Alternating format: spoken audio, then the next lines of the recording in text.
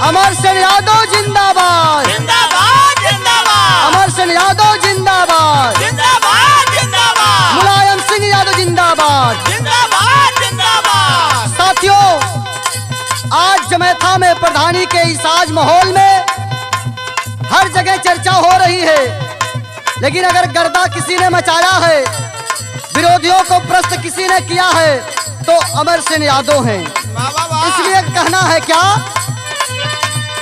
जमैथा से चली है बन तूफानावा, अमर सिंह जवानावा ये मीतावा। जमैथा से चली है बन तूफानावा, अमर सिंह जवानावा ये मीतावा। अरे जमैथा से चली है बन तूफानावा, अमर सिंह जवानावा ये मीतावा। अरे मिल के बनैहा पर धनवा, जाए न सम्मानवा ये मीतावा।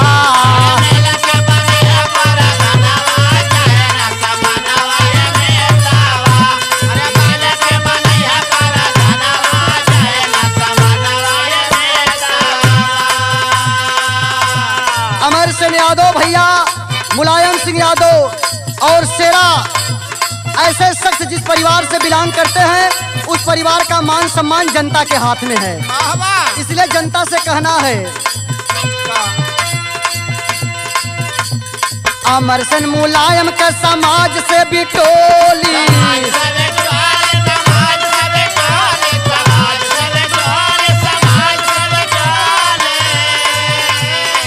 गौवा समाज जनता कई है बोली।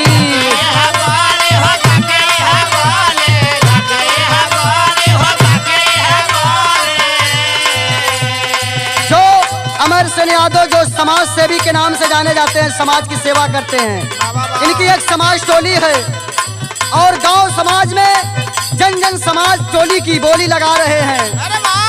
इसलिए नौजवानों में और किसानों में बड़ी खुशियां उमड़ गई है ऐसे प्रत्याशी को पाकर। कहना है, अरे खुशा बाड़े सागरी किसानवा, अमर सिंह जवानावा ये मीतावा।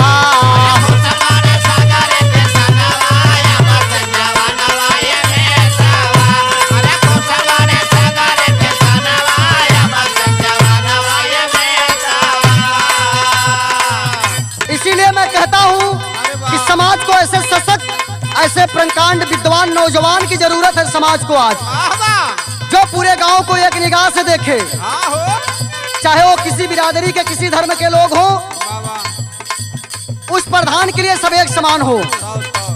कहना है, गरीब मजदूर कमजोर खातिर लड़ते,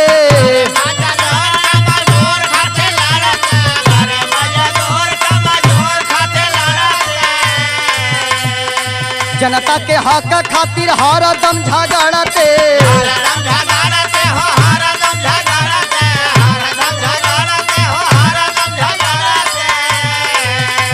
गरीबों और मजदूरों के साथ कंधे से कंधा मिलाकर चलने वाला ये नौजवान पूरा परिवार, जिससे विपक्षी दल के लोग हमेशा जला करते हैं।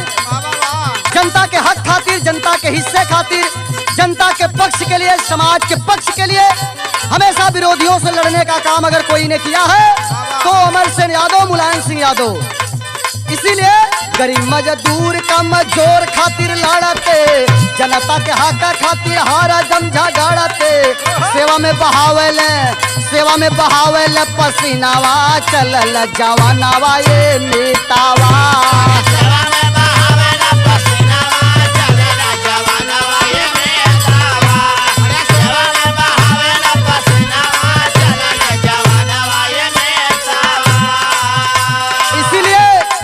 चचा चाची दद्दा दादी भैया भौजी, जकरे कान तक हमार आवाज की गूंज हो रहल बा, क्षेत्र की आवाम जनता से मैं यही रिक्वेस्ट करता हूँ, ऐसा न हो कि 5 साल पछताना पड़े। अब ऐसा मौका फिर दोबारा कभी जिंदगी में आ भी सकता, नहीं भी सकता है, तो चूकने नहीं देना निशाना। इस बार प्रधान अमर सिंह यादव को बनाना। काका काकी चाचा चाची विजयी बनैहा,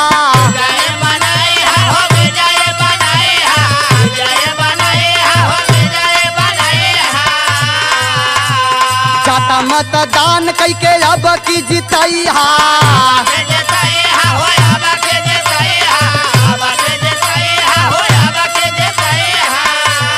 अमर सेन यादव के पगड़ी का सम्मान जनता के हाथों में है, मजदूर किसानों के हाथों में है।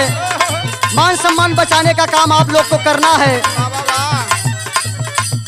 काका काकी चाचा चाची अब की जितई हा ज्यादा मतदान दे के विजयी बनई हा मिले मिली जुली एक जवानावा अमर सिंह जवानावा ये मीतावा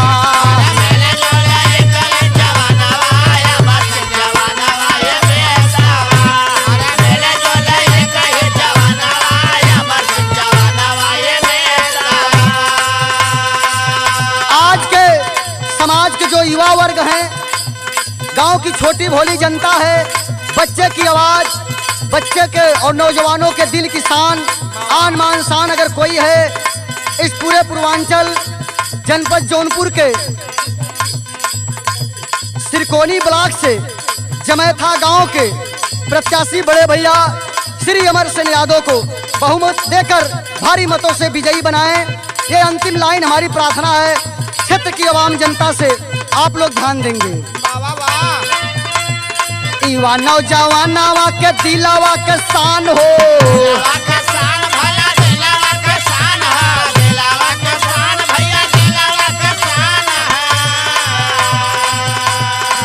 भैया किसानावा का एक पहचान हो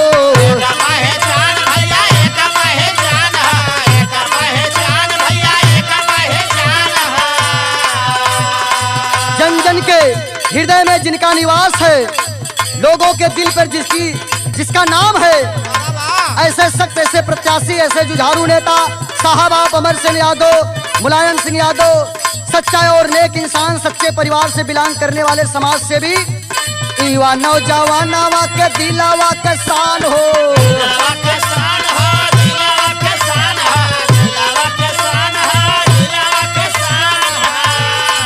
भैया किसानावा का एक पहचान हो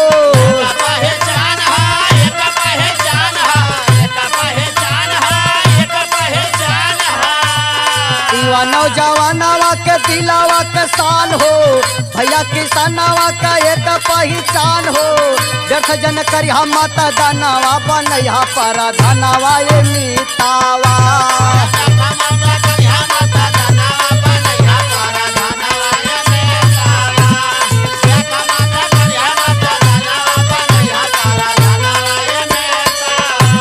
जमैथा से चली है बन तूफानावा अमर सिंह जवानावा ये मीतावा